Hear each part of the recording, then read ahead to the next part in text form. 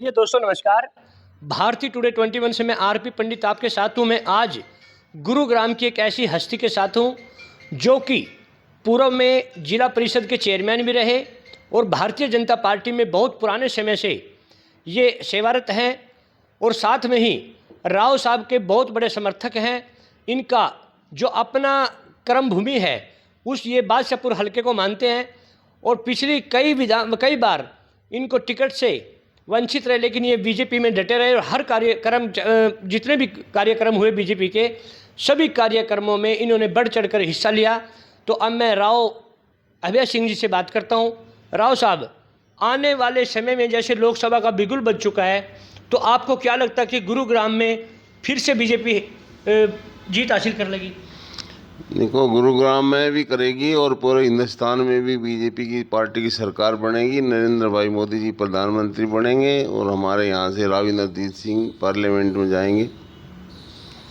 तो पिछली बार जैसे कितने मार्जिन से जीते थे जी, और इस बार जैसे कांग्रेस पार्टी अपना भारत जोड़ो यात्रा, घर घर कांग्रेस, हर घर कांग्रेस, इस तरह के प्रोग्राम भी चल रहे हैं, तो क्या आप कहाँ तक कांग्रेस की चुनौती को मानते हो? नहीं, चुनौती कोई नहीं है, लेकिन चुनाव तो चुनाव ही होता है। फिर भी हम ये मान के चल रहे हैं कि गुड़गांव लोकसभा में माननीय राव इंद्रजीत सिंह जी 5 लाख से ज़्यादा वोटों से विजयी होंगे।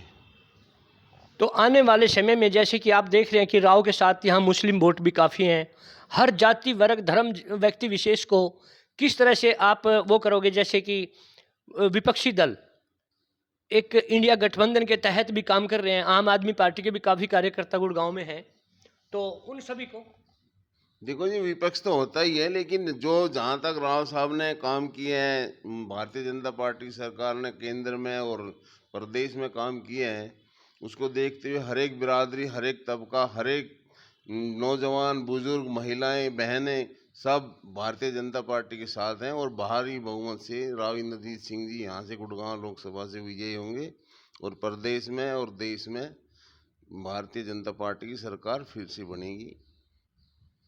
अच्छा राव साहब, आगामी जैसे कि लोकसभा के तुरंत बाद विधानसभा के चुनाव होने हैं, तो आपको क्या लगता है कि भारतीय जनता पार्टी जैसे कि बड़े एक अचंभित से करिश्मे करती है, कई बार एक छोटे से कार्यकर्ता को भी बहुत ऊंचे पद पर भेज देती है, क्या आपको उम्मीद है कि आने वाले विधानसभा चुनाव में इस बार आप प्रत्याशी होंगे बीजेपी की तरफ से? देखिए जी, उम्मीद पे ही संसार कायम है और मेहनत करते रहना है और पार्टी सबको मौका देती है। इसलिए हमारी यही आस्था, यही विश्वास है कि भारतीय जनता पार्टी के लिए काम करें और पार्टी भी हमारी कभी न कभी सुनेगी। नहीं तो अपनी सेवा कर रहे हैं, करते रहेंगे। तो देखिए, राव साहब ने उसी पहले जैसे लहजे में यही कहा कि हम भारतीय जनता पार्टी में हैं और हमेशा रहेंगे। इसी तरह से जन सेवा जैसे हमने किया है जीवन में, इसी तरह आगे भी करते रहेंगे और आगामी विधानसभा चुनाव को लेकर बहुत अच्छी तरह राव साहब आश्वस्त हैं और इन्हें उम्मीद है कि भारतीय जनता पार्टी आगामी विधानसभा चुनाव में इन्हें जरूर यहाँ से एक बादशाहपुर विधानसभा से उम्मीदवार बनाएगी।